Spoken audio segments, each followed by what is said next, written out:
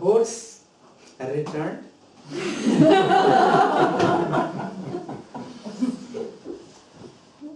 With 12 more horses, and people are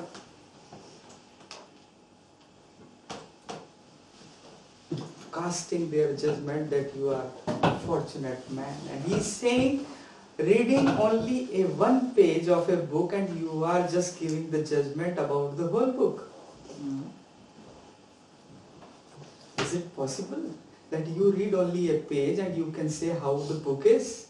It is not possible. You just read a word and you conclude about the phrase. You cannot say what the phrase is just by reading one word.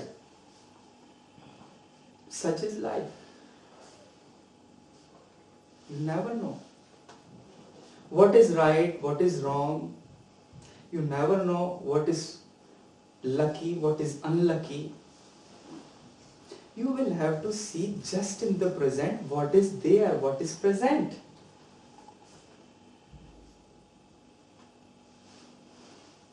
But they did not understood. They just thought, this man is a fool man. He is just telling us some philosophy. But it is the truth that now he is a fortunate man. He has 12 horses. He can break them. He can train them. And he can sell them in good price. His old age will be of comfort. But soon after some days, his son, his only son, started to break the horse. Break means train the horse. And he fell off and broke his both the legs. The wild horses, you can see, the wild horses not easy to train. His only son fell off from the horse and broke his both the leg. Again the villagers, they gathered there and they told, "Oh, you old man, you had only a son. He was the only boy you had and he was the only one who could help you in old age.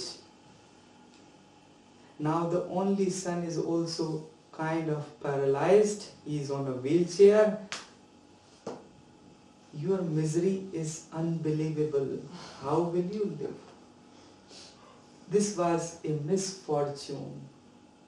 We thought it was a lucky thing, it was a fortunate thing, but it turned to be misfortune. The man told again you are there with all your this casting the judgments. The only thing you know that he broke the leg. It is disaster, is it blessing, it is boon or it is curse, we don't know. Some days later, the country was invaded by some other country nearby and it was a kind of war between the two countries. So all the young people had to go to the war.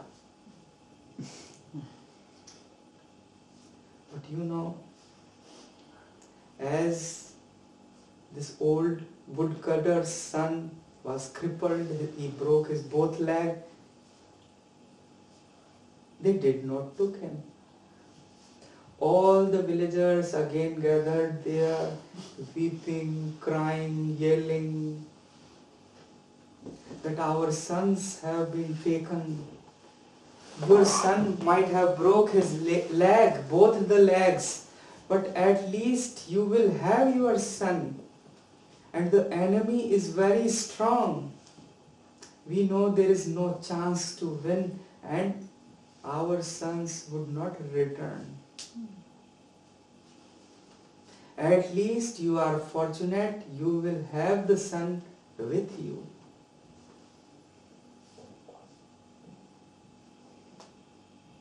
And our sons are gone and they will not return. because the enemy is so strong. You are a fortunate man. He told again, you don't know what is going to happen in this war. How can you say that they will not return or we will lose? How can you say that we will win? We cannot say anything. Only the thing is that my son is with me, your son are not with you.